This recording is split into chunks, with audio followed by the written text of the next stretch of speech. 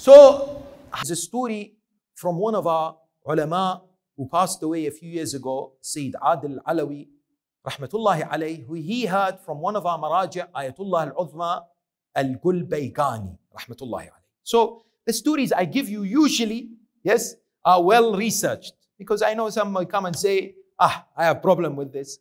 So, they are usually from maraja, but they are very important to reflect upon. Now, Marja Ayatullah al-Gulbaygani, rahmatullahi alayh, he said, when I used to study in Qom, Hawza, I had another colleague of mine who was in the same class. We were studying together. And after many years, Sayyid Gulbaygani became marja, but this scholar never became marja. Yeah? He says, then I heard he was sick, so I went to visit him. But when I visited him, I saw him in a very terrible state. So I sat next to him. He said, bring me Quran. Bring me Quran. So I bought him Quran. He looked at me and says, I swear by Allah, in the class that we are studying in Hawza, for example, Lum'a, the famous book of fiqh, and others, Makasib, who is more smarter, me or you? Sayyid Gulbaygani said, you.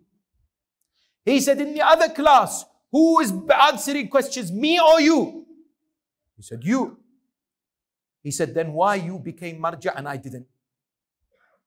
Sayyid Gulbaygani sitting there, wanted to say something. All of a sudden he said, I was shocked. What did he do? He took out a spit and he spat it on the Quran. That particular scholar. And said, why is God doing this to me? He said, and he died in this state.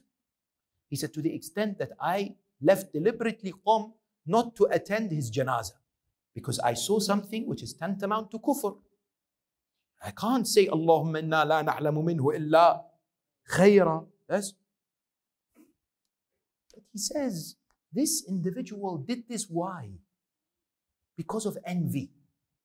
Hasad. Yes? As the riwayat says, hasad eats away iman, just like the fire eats away the wood. Yes? It destroys it. This envy that sometimes we see in society, when we see people having that which we don't have.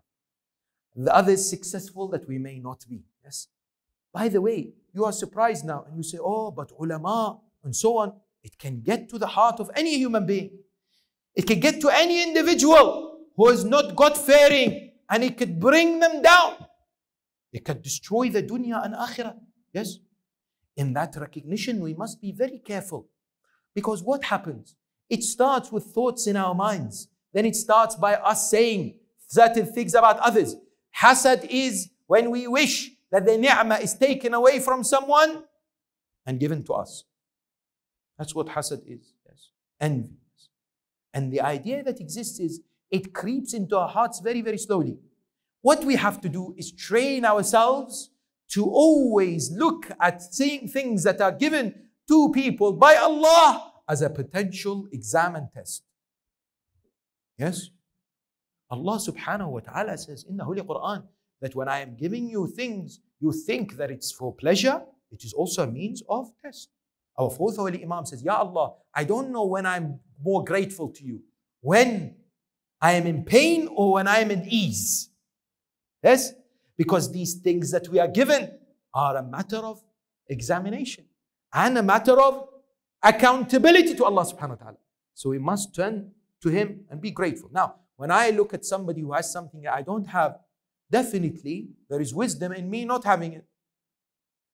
And Allah subhanahu wa ta'ala doesn't want to give me because He knows that I will not be able to withstand it. So why do I then become envious? Why do I not want them to have that success and to have that commodity or to have that lifestyle that I am not having?